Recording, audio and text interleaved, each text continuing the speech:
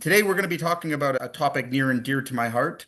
It has a lot to do with collections, but more importantly, our profit system.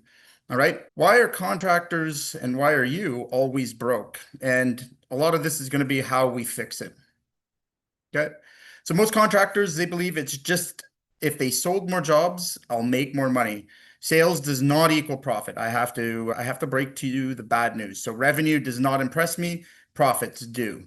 But with saying that, there's a couple of things that everyone should be really clear about. A lot of companies don't go out of business because they didn't earn a profit. They actually go out of business because they couldn't manage their cash and they run out of cash. All right. And maybe you can relate to some of these situations that I'm going to discuss with you, right? So what's the wall? What's the reality check? Here's what happens when you chase sales without fixing the money game, right? Jobs get sold, but with no profit. Deposits vanish into old bills and payroll panic every Friday, right? So if you can relate to that experience, it means that we have some holes in our buckets that need to be filled, all right? And a lot of times what I discover behind the scene of all of this is that we don't actually have a system in place that we can understand and that we know our numbers. So to put it in perspective, most contractors are really flying by the seam of their pants and doing all of their finance mostly blindly. So working really hard, but not making anything. I'm going to talk to you about a situation we run into almost daily, I would say, and how we can fix it. All right. First and foremost, breaking that mindset around having to sell volume. Okay. Most contractors do not need to sell volume in order to be successful. What they need to be able to do is sell their services, all right, at a profitable rate and a sustainable rate. And this really comes down to job costing accuracy. So where everybody gets into trouble, every contractor that I've ever had to work with and deal with, they don't come to me because everything is perfect. They come to me because they have problems.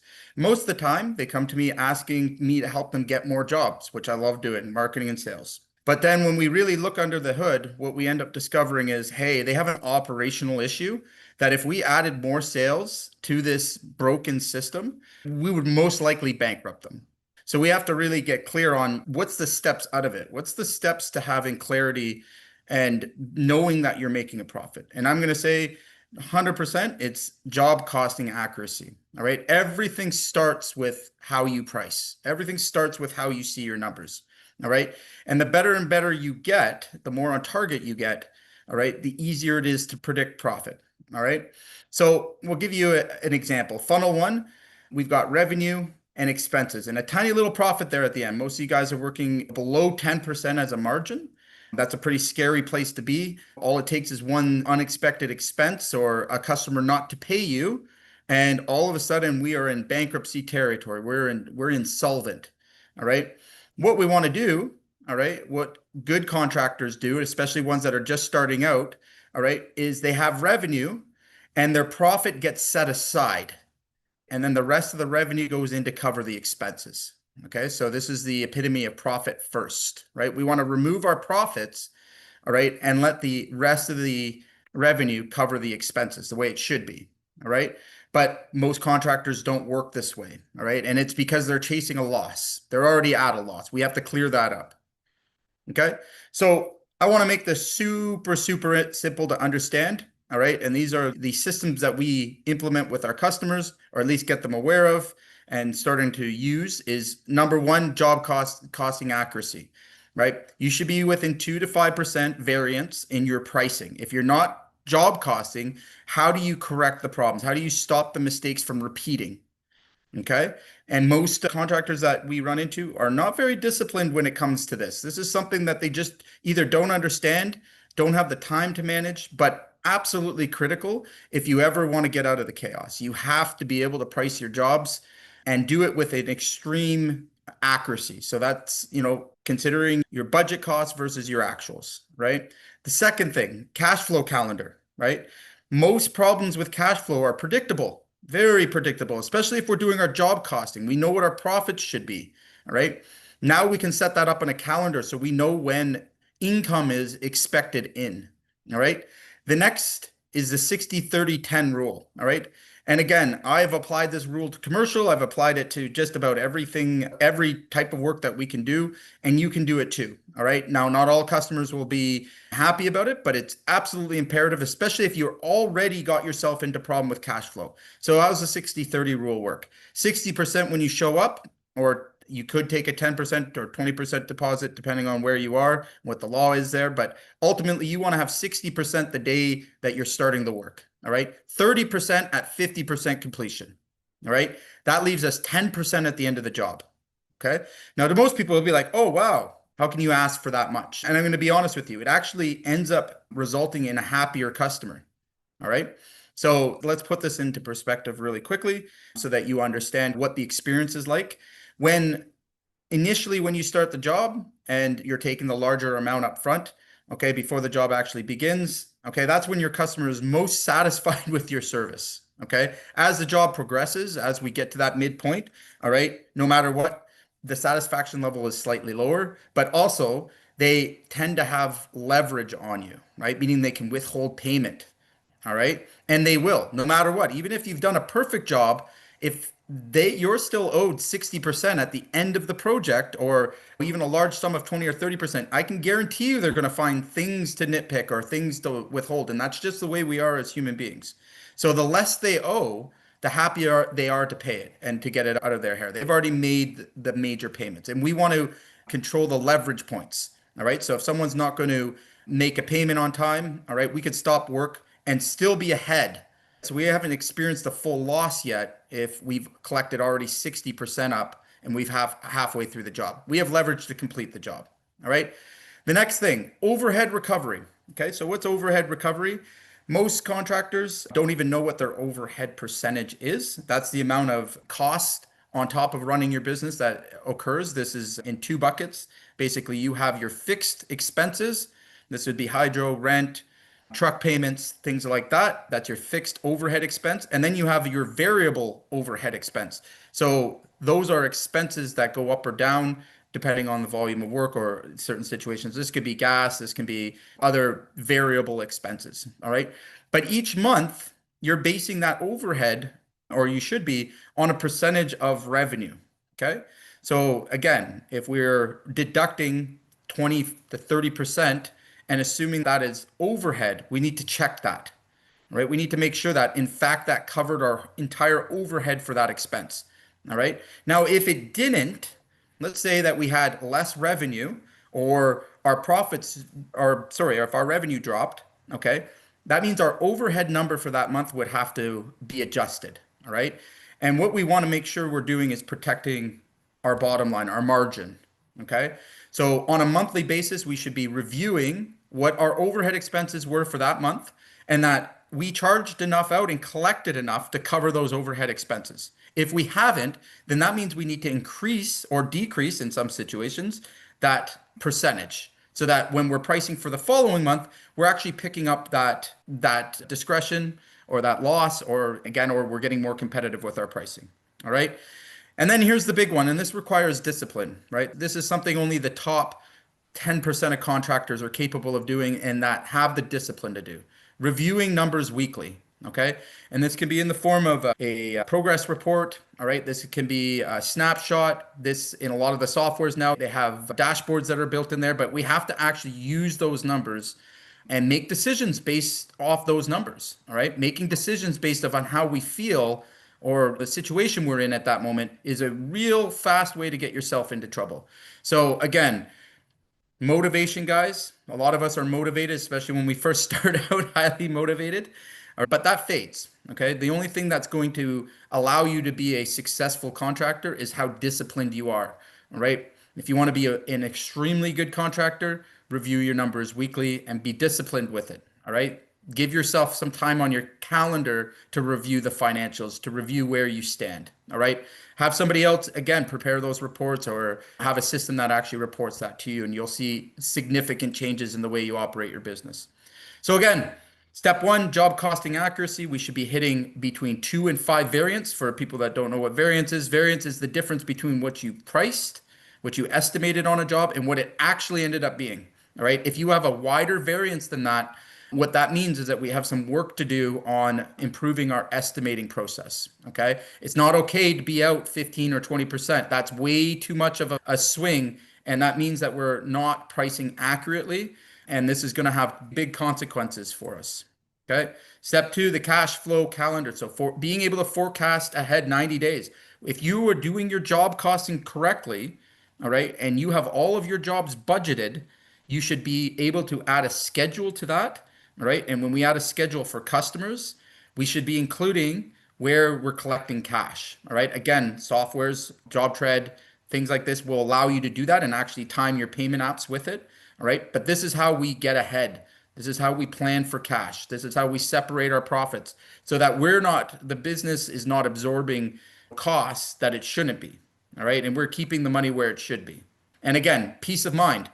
All right. Knowing where your cash is allows you to be very agile in your construction business. All right. So step three, again, this is the 60-30-10 rule, right? Get paid up front, during, and at completion. Okay. So 60% up front, 30%, 50% completed, and 10% upon completion. That's going to make a very big difference in your business. Actually, I was speaking to Mario the other night, or last night rather, and we were discussing this rule. He follows it, and what a difference in his business he was able to experience. So these are real things you can do. Again, guys, it takes implementing it to really see a big difference in how your cash flows. All right. And as well, when you're running that rule, you actually end up with more satisfied customers. Imagine that. All right. Happier customers, less callbacks, less punch lists for whatever reason. I don't ask me to explain that psychology, but that is the way we've seen it and tracked it. Step four, the overhead recovery. All right. For you guys that don't calculate what your overhead percentage is, to this day, I've never seen a company that has less than 21%. The highest I've ever seen was 70%. Okay. So it's very important that you understand your overhead expenses. Okay. This is a very quick way to put yourself out of business, is not being disciplined to look at these numbers, not understanding what these numbers mean. And again, without them, it's very hard to be accurate in your pricing. All right. Step five, your weekly number reviews. As I've said, all right, there's lots of software, lots of things that can help you to get this quickly. All right, it shouldn't be difficult to get these numbers. If it is difficult for you, that means we have a systems issue we need to address. All right, or in some cases, it can be that you have the data, but you're not capable of reading it.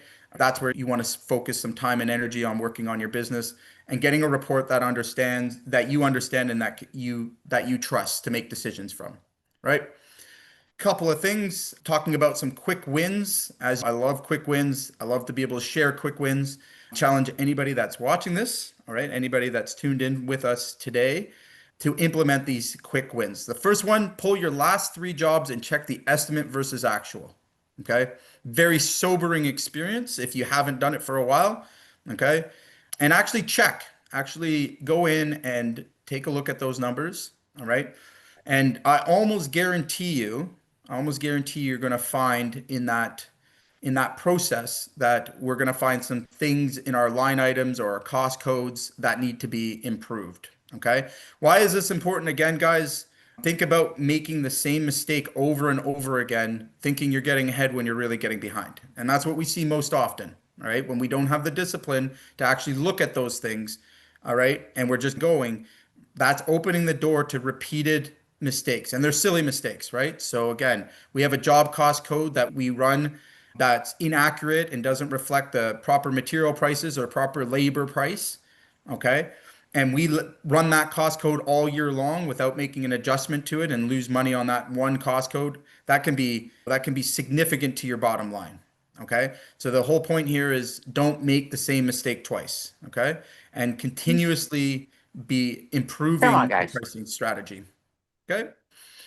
Last one, rewrite your next contract. Put in 60-30-10. Okay. So again, simple, easy win for you guys out there struggling with cash flow. And again, don't be shy to use it even in commercial projects, anywhere where you're not signing their contract, which again, I would refrain from doing regardless. All right. If you're negotiating your own contracts and you're working direct with customers, all right, put this in your terms and conditions and your payment schedules, and you will see not a lot of resistance to it. Okay. And ultimately, it's going to help dramatically with your cash flow. The last thing, and I know it can be difficult. We have lots of training on this, free training that we're happy to supply for you, but the 30-day cash flow forecast. Okay. Almost automatically, when you can do a 30-day cash flow forecast, it sounds way more overwhelming than it actually is, but it really does help you to become present inside of your business. And what I mean by that is a lot of stress and anxiety comes from things that haven't happened yet or things that we're afraid of happening. Okay. Running out of cash, not being able to make payrolls, all of these things, all right, that are banging around in your head, making your life a living hell, all right, because you don't know the answers to them, all right, those are preventable. So when we know that we have cash to cover our expenses and our bills, right, and that we're profitable, okay, we're far more present inside of our business. We're far more capable at operating that business at a high level. Okay, when we don't know these things, though, it creates the state of anxiety. It creates a state of stress, all right, where we constantly feel like we're chasing or working harder and getting nowhere, all right? That is 100% preventable. The good news that I'll share with everybody and that I've learned, all right, everything around you can be misleading, right? People can lie, jobs can go the opposite way that you wanted to them. Customers can lie. All right. But your numbers never do. If you're brave enough to face them head on and you make it a part of your daily discipline or weekly discipline to look at those, your business will improve. Okay. These are tools, just like your tool belt, in order to help operate your business and keep you in a state of present where we're most optimal, where the best things in our life occur. Okay. So again, 3 quick wins there for you guys to implement today. All right. So out of curiosity, and I'm not sure if we got more people on the stream today than we have in the actual call, which is different, but we'll take it. Of everybody that's here on the call, who has been burned lately with late payments in the last 90 days? Give me a one in the chat. Who here has been burned or has a customer that's late paying, owes you a lot of money in the last 90 days? Oh yeah. Okay. Who's had a major loss, a customer completely default on large sums of money on them? I know I have plenty of them. Okay. Not a great feeling when that happens, is it? Puts the whole business at risk. All right. But we have to ask ourselves the question, if you've had it happen already once and you felt the pain of it, even late payments, okay, even customers not knowing when they're supposed to pay and take their time paying, all right, that causes a lot of stress, unnecessary stress. Okay. And it's all preventable. Okay. Like I said, there's one change that you can make, all right, that will alleviate most of it. But ultimately, what I want to share with you guys today, and I'm going to put it down here in our chat box, is I'm going to give you the exact SOP that we use with our clients and that I use in my own business. All right. If you have payments that are due, all right, if you want to have a good collection process, all right, I'm going to share this with you. You guys have some value to take home with you today. Okay. I've been using that for years and has never let me down. All right. And has helped us to stay cash flow positive, helped us to stay profitable, right? Because when we collect the cash, we get to collect the profit with it as well, right? So you can have all the revenue you want, but if you're not making profit, then you're just wasting your time. Okay. Hopefully you guys got that. No, I didn't. Oh, you get it in the chat there? Should be right down there. Cool. Cool. Who wants help fixing their cash flow and profit problems? Again, most of the time, these are symptoms of a bigger issue. And what I see 9 times out of 10 is we don't have an operation system in place that's sustainable, that we know how to use, whether you're using software or spreadsheets, I don't care. All right. Ultimately, there's steps to managing these things. All right. And there's an understanding, right? If you haven't reached this point where you are able to job cost, where you're able to predict your cash flow, where you're able to self-correct or heal your pricing, all right, it may be time to get another look at what you're doing, your systems, all right? And I'm happy to do that audit with you. And we can take a look at what you're doing and what you need to do to improve it. All right. Most of the time, it's a lot easier than you think. All right. But if we just spend all of our time ignoring the problem, it's never going to go away. In fact, it's only ever going to get worse. All right. So again, I work with many contractors that have been big time in debt, three, four, $500,000 in debt that have been able to get out by implementing these kind of strategies. And again, don't think they're complicated. They have to be difficult. All right. They're not, but it does take some discipline and it does take new habits to get yourself out of those positions. Okay. So I have some trade specific tips. All right. Now we're going to open the floor for a brief conversation if anybody's open to it. All right. And this is to do with payment apps. So number one, for remodelers, anybody that are general contractors, okay, use milestones as payment triggers, right? So if you're established and you're setting up your jobs correctly, most of you guys should have a Gantt chart, all right, that explains all the tasks and trades and scheduling, all right, if we're doing our job well and properly, all right. Tie your payment apps to those milestones, right? If we're using subcontractors, all right, when the plumber is done, that payment should be due. If you can get smaller, frequent payments, the better. A lot of guys are not set up or organized to bill their customers weekly. And what we see a lot of is they don't bill them till way after the job. And they're just opening themselves up for big problems. Okay. Roofers, deposits must cover all materials. Okay. Or again, like I said, you're collecting the full 60% because there are some rules against that in some states and in some provinces as well about the deposits. But we've always been able to collect enough of a deposit up front that it covers all material, right? The second is going to cover all of our labor before we even start the job. That way, the only thing left at the end is your profit. Okay. And if the job does not get paid out or there's any sort of issue, all right, you're not out of pocket for the whole project. You're not taking that whole receivable on the chin. Okay. The other thing, guys, I have to say this. Okay. Most of you that I've seen, especially in the seasonal workers, roofers, to some degree, HVAC, plumbers, we have seasonal trends. All right. It's super important that your first goal is not to go buy a brand new pickup truck and to be the biggest, baddest guy out there, but to actually have 3 months of reserved overhead. Okay. We should have 3 months minimum of cash reserve overhead. Okay. That's a very big indicator of whether a company is healthy or not. And when I say this, sometimes I get a look like three eyes at, and again, if you're not able to get that 3 months cash reserve, we really have to look at, again, your pricing model. All right. That's a very dangerous place to be because, like I said, anything can happen. Right.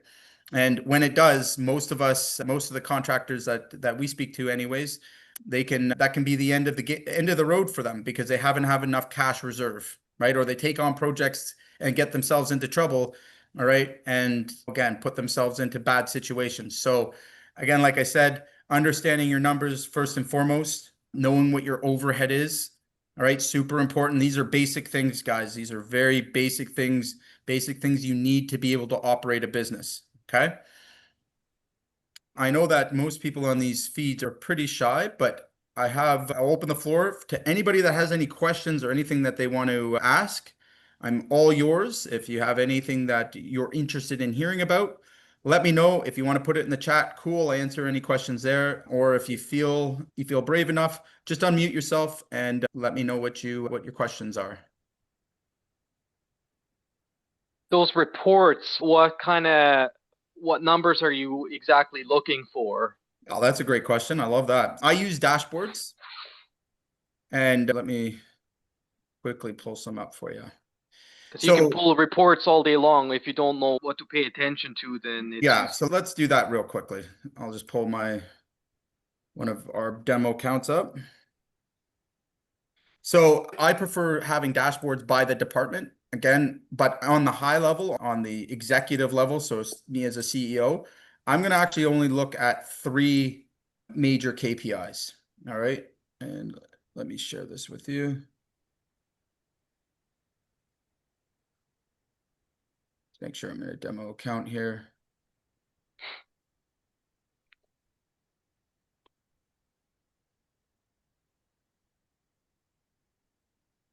All right.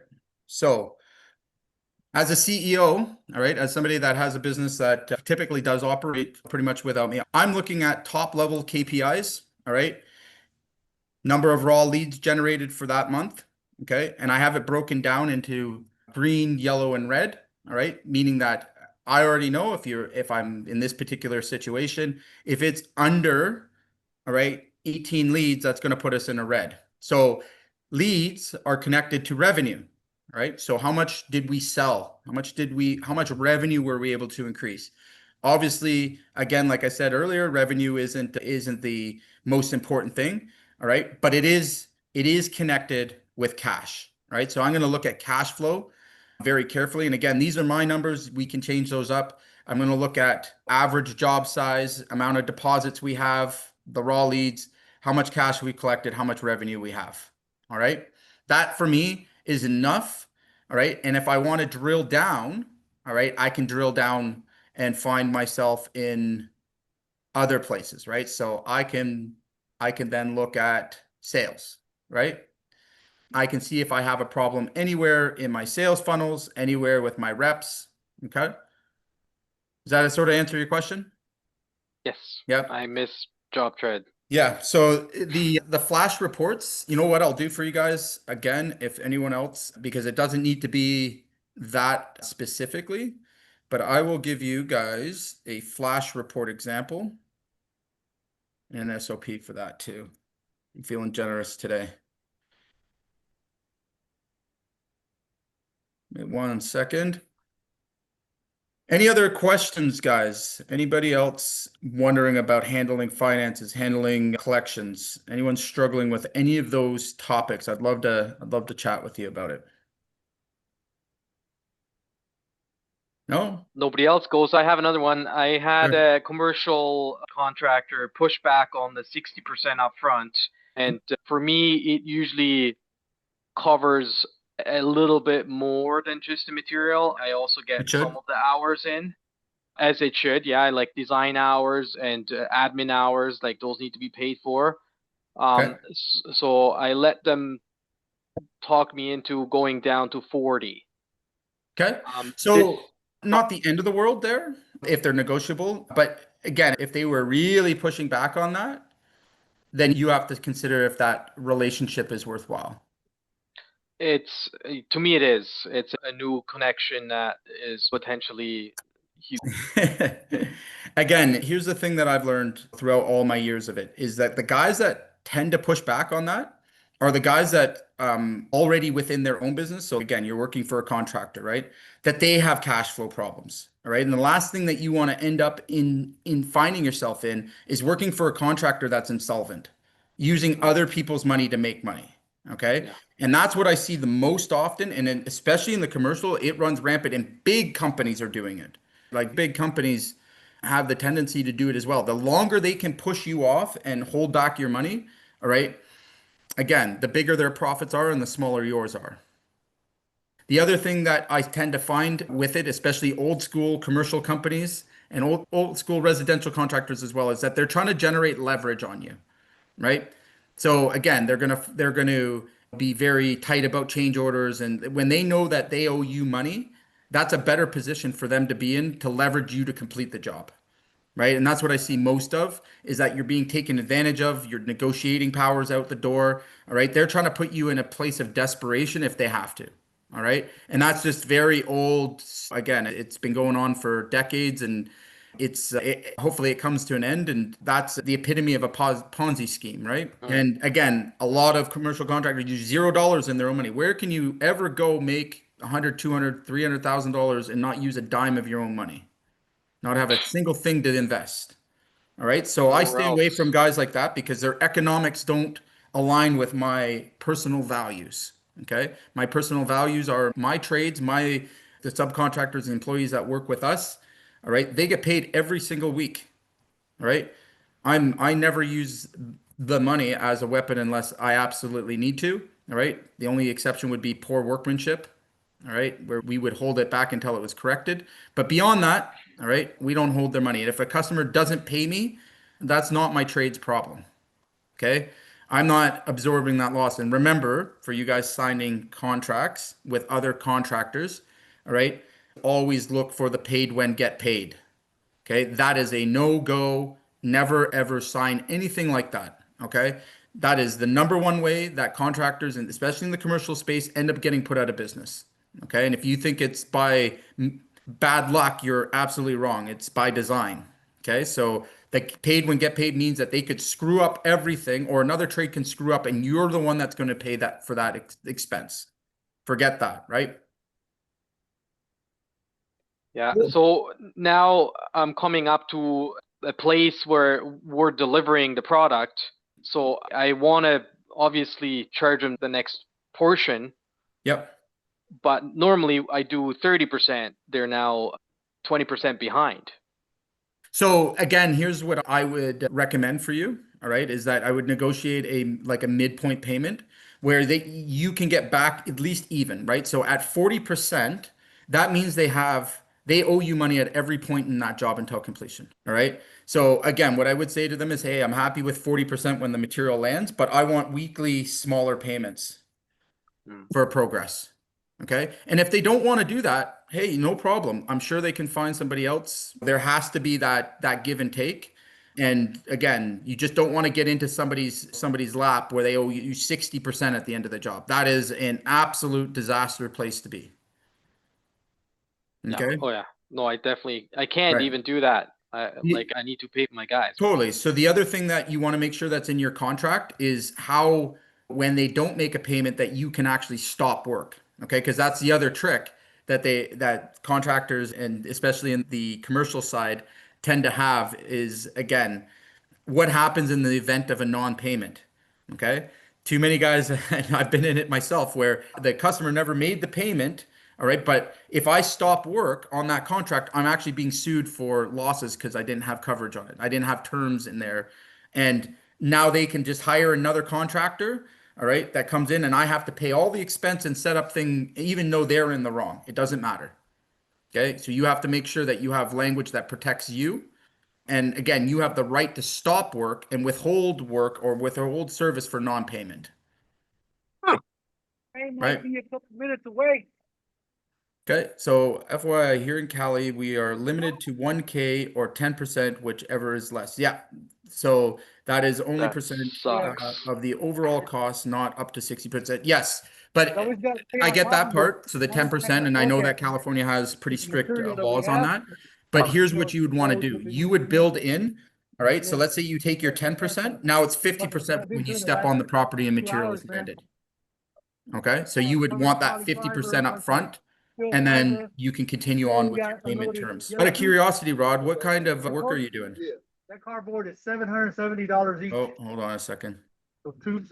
Yeah, you talking about the base? Yeah, That they put in the ground with. Oh, What? this is like a- $770 each.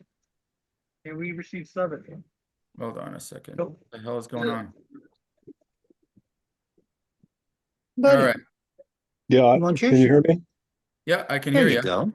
Yeah, hey, I'm in the doctor's office waiting for my doctor, but I do mostly multifamily renovations. Okay.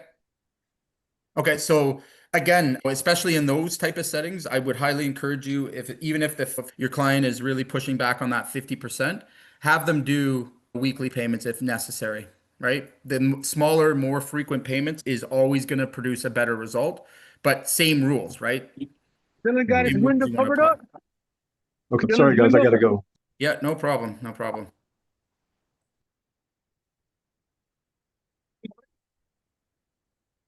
You're on mute. It might skip a course. Yeah. It would. Everybody's on mute, just not Frank.